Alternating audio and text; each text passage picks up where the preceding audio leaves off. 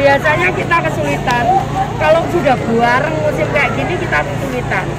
Nah akhirnya ada yang warga yang kemudian kesulitan makanan karena akses tertutup atau apa, mereka tidak bisa mandiri gitu, akses kebutuhan. Nah karena itu dengan membuat lumbung-lumbung ini di beberapa titik yang memang rawan bencana, maka mereka bisa mandiri dan mereka bisa mengantisipasi. Contohnya misalkan di suatu tempat yang rawan longsor, itu kita siapkan tempat evakuasi.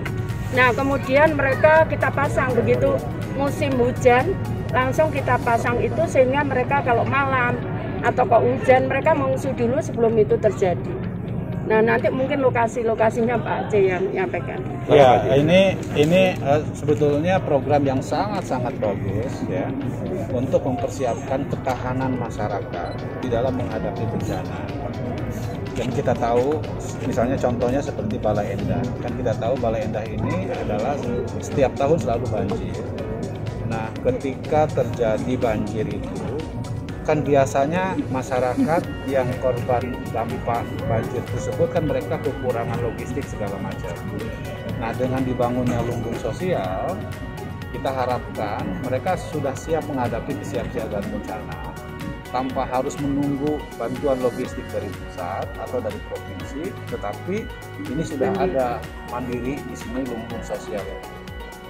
Setahu saya, memang Kabupaten Bandung ini rawan bencana banjir akibat Citarum, longsor juga. Kita tahu kemarin ada longsor di Lencabali, di Pasir Jambu, di Ciwidey ya, belum lagi di Solokan Jeruk. Maka saya tadi sampaikan melalui Ibu Dinas Sosial bahwa tolong dipetakan mana daerah-daerah rawan bencana dan dilihat jenis bencananya itu apa. Kalau misalnya seperti bencana longsor, itu wajib hukumnya untuk dibuat lumbung sosial karena potensi untuk tidak terakses untuk bantuan biasanya kalau longsor sangat tinggi. Nah sehingga karena itu harus dipastikan di mana tempat evakuasi dan pengungsian, dan disitulah dibangun lumbung sosial ini sehingga Kementerian Sosial dari pusat sudah siap untuk tidak tergantung kepada pusat gitu untuk misalnya bantuan ini bantuan itu. Karena saya sebagai wakil rakyat dari Kabupaten Bandung merasakan betul ya bahwa ketika terjadi bencana biasanya kan kesulitan untuk mendapatkan logistik ya. Nah kalau misalnya lumbung sosialnya sudah ada dan memang dipersiapkan dengan didukung tenaga SDM Tagana yang sudah terlatih, maka ini bisa dengan mudah untuk menghadapi kesiapsiagaan bencana. Langsung dari pusat berarti? Tentu, ini semua berasal dari Kementerian Sosial, berasal dari dana pusat ya.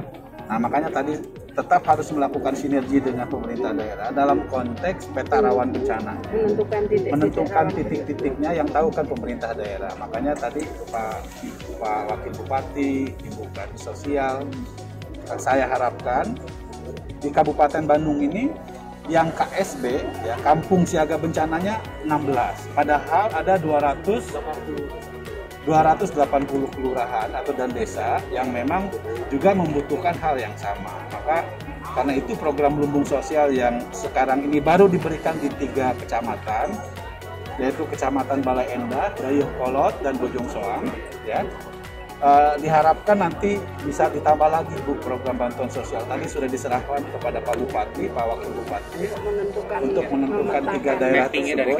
Nanti mappingnya dari pemerintah daerah nanti kita bantu untuk disampaikan kepada Kementerian Sosial supaya kita siap untuk menghadapi bencana. Kita ingin membangun kemandirian kita di dalam menghadapi mitigasi bencana kita.